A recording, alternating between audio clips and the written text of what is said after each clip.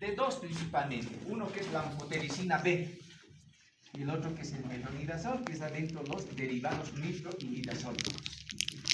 Solamente vamos a abarcar dos para protozoarios. Existe más, pero solamente abarcaremos dos a tres. La anfotericina B,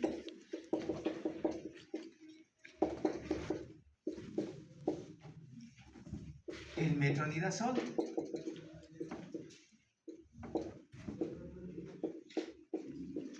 y la nitazoxamida más. Pero estos son los que de manera frecuentemente empleamos. La anfotericina B empleamos principalmente para el tratamiento de lo que es la leishmaniosis visceral. Sé que no han llevado todavía, pero dentro de los protozoarios hay uno que se denomina leishmania. Y esta leishmania tiene tres tipos: la leishmania cutánea, la mucocutánea y la visceral. Principalmente esta utilizamos para el tratamiento de la leishmania de tipo cutánea, que está afectando la piel principalmente, la anfotericina B. Y eso lo empleamos cuando es resistente a los antimoniales pentavalentes. Sería ideal utilizar. ¿Cuál es el problema? El costo económico de este medicamento. Es bastante costoso. Tiene otros efectos más, pero es efectivo. En otros países solamente se utiliza la anfotericina B para ambos, ¿lo que? Para los tres: leishmania cutánea, mucocutánea y visceral. ¿Cuál es el mecanismo de acción de lo que es la anfotericina B? Actúa a nivel de la pared de estos organismos. Incluye estructuras similares al ergosterol, promoviendo la formación de poros y que ingresen electrones al interior del microorganismo o del parásito y destruye este agente. Ese es el mecanismo de acción de la anfotericina B. El otro, el metronidazol. ¿Para qué empleamos? Para protozoarios intestinales. En este caso podemos utilizar para lo que son amebas, lo que es giardia, o para bacterias anaerobias, lo que hace un momento les he dicho. Para esos microorganismos empleamos lo que es el metronidazol. Existe otros, el secnidazol, el ornidazol, existe otros más, pero esto es lo que nosotros tenemos en nuestro medio y el que se emplea de manera frecuente. Si existen cuadros de resistencia, que no he visto por si acaso. Generalmente las resistencias cuando no damos una dosis apropiada y no damos el tiempo apropiado. En esos casos utilizamos la nitazoxamida. Se puede emplear. Pero, ¿por qué creen que existe resistencia? Yo no he visto. Generalmente es la dosis. Este antiparasitario, antiprotozoario, tiene un efecto mayor a nivel tisular que a nivel intestinal, a nivel del lumen intestinal. Por lo tanto, si yo doy inapropiadamente con algunos medicamentos o con algunas comidas, el efecto va a ser mínimo. Disminuye la actividad del antiparasitario. Por lo tanto, esto hay que tener mucho cuidado.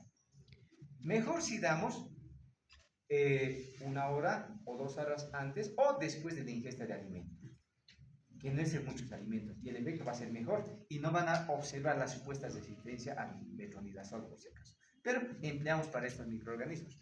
¿Cuál es el mecanismo de acción? Actúa a dos niveles. Uno, a nivel de la transferencia de electrones de los parásitos. Y esta transferencia de electrones actúa a nivel de lo que es el metabolismo de la glucosa. Por lo tanto, a esos dos niveles está afectando. Y al hacer eso, altera lo que es el DNA del parásito. Por lo tanto, si resumimos el mecanismo de acción del metronidazol, actúa a nivel de la transferencia de electrones y altera lo que es el DNA. Eso está escrito aquí. ¿En qué casos empleamos? Como les he indicado, principalmente amebas, giardias u otros tipos de protozoarios intestinales, puede ser para criptosporidios y para lo que son bacterias anaerobias, si estamos sospechando que el cuadro clínico sea recidivo. ¿Qué más? En cuanto a las vías de administración, este antiparasitario lo tenemos en diferentes presentaciones. Hay comprimidos, hay inyectables, también existe cremas, por lo tanto tiene todas las vías. Podemos emplear, podemos utilizar para el tratamiento de trichomonas, más aquí, tricomoniosis. Podemos emplear. Y dependiendo del germen que esté tratando o el parásito, la dosis también va a variar por si acaso. Varía, dependiendo. Algunos dicen, por ejemplo, para las trichomonas, utilizar 2 gramos en dosis única. O utilizar óvulos, uno cada noche por 5 o 7 días, en el caso del sexo femenino. Pero para no incomodar y que esté colocándose cada noche los óvulos, preferible utilizarlo por vía oral. Yo haría eso, le doy 2 gramos y continúo el tratamiento por 5 días más, 500 miligramos cada 12 horas. El mismo efecto tiene, porque los óvulos es incómodo. Si se coloca de día, camina, el óvulo se sale por si acaso en algunos casos.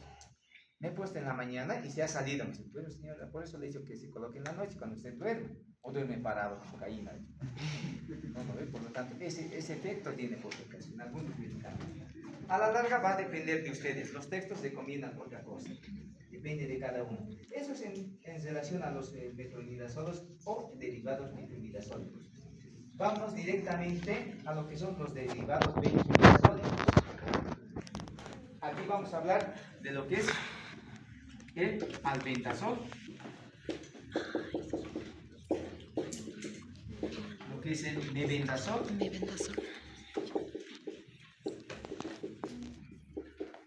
el triclabendazol, todos los soles. ¿Cuál es la diferencia? Es igual, dice soles, esos derivados nitroimidazólicos. Este imidazol existe más. Estos empleamos principalmente para lo que son helmintos. Y si ustedes recuerdan cuando hablamos de helmintos, hemos hablado de lo que son los céstodes y nemátodes. Céstodes, hemos dicho tenia, hemos hablado de chinococos. Nemátodes, ascaris, trichuris, fusinarios, estrongiloides. Para eso empleamos albendazol o mebendazol. En el caso del triclabendazol, principalmente empleamos para lo que es la fasciodosis. Para fasciola hepática, principalmente lo que es el triclabendazol. Ahora, dependiendo, a veces preguntan en la farmacia, no, ya no tenemos albendazol, ya no está saliendo. Utilizamos el mebendazol. A la larga, estos dos tienen el mismo mecanismo de acción, por supuesto. Estos actúan a nivel de la tubulina y interfieren en lo que es el metabolismo de la glucosa, ocasionándonos una parálisis del parásito. Por lo tanto, imaginemos que el paciente tiene una ascariosis. Si ustedes recuerdan algo de ascaris, tal vez les han mostrado en generalidad, son gusanos cilíndricos, de aproximadamente entre 15 a 30 centímetros aproximadamente. Y eso es frecuente en zonas como el Caranavi coroico. La mayor parte de los niños tienen ascaris. Ahí yo los desparasito con mebendazol. Depende, puedo dar los 500 en dosis única o puedo utilizar por 3 días. Lo mejor es utilizar por 3 días. El problema es el costo económico. Por eso si ven las campañas de desparasitación, solamente dan una pastilla. Uno para no volver, otro para no gastar plata. Lo ideal es por 3 días por si acaso. Esto paraliza la musculatura del parásito y el parásito se paraliza y el parásito es eliminado. Deja de haber el medicamento y el parásito vuelve a moverse. Ese es el mecanismo de acción, por eso les digo, actúa a nivel de la tubulina y a nivel del metabolismo de la glucosa. En ambos casos tienen el mismo mecanismo de acción, y utilizamos para eso. Pero la dosis, si se dan cuenta, los textos va a variar. Si hablamos, por ejemplo, de enterobios vermiculares, dice en dosis única, una dosis ya sea de 500 o 100 miligramos, dependiendo cuál estemos empleando. Pero si voy el mismo medicamento, utilizo para el Tecuris, utilizamos por 3 días generalmente. Por lo tanto, eso varía bastante por si acaso. Pero es preferible utilizar por 3 días. Y finalmente nos vamos a la ivermectina. ¿Por qué les voy a hablar de la ivermectina? Actualmente se ha visto incluso para el coronavirus. Eso ha sido más un efecto placebo, por si acaso. Yo por lo menos lo veo como placebo, que no ha tenido ningún efecto. Si te digo que el agua de manzanilla te va a curar y tú crees que va a curar, el aspecto psicológico es bastante fuerte. Si te deja tu pareja, te deprimes y ahora incluso te matas. Pero si no haces caso, te consigues otro, no te matas. Por lo tanto, el aspecto psicológico es bastante. La ivermectina se emplea para 2 nemátodes. Acuérdense estos nombres. Lo que es filarias y lo que es estrongiloides estercorales. Esto también puede emplear. ¿Cuál es el problema de estrongiloides estercorales? No han llevado el ciclo biológico, por lo tanto no me voy a extender mucho. En el caso de ese parásito, tiene como hábitat la submucosa del intestino delgado.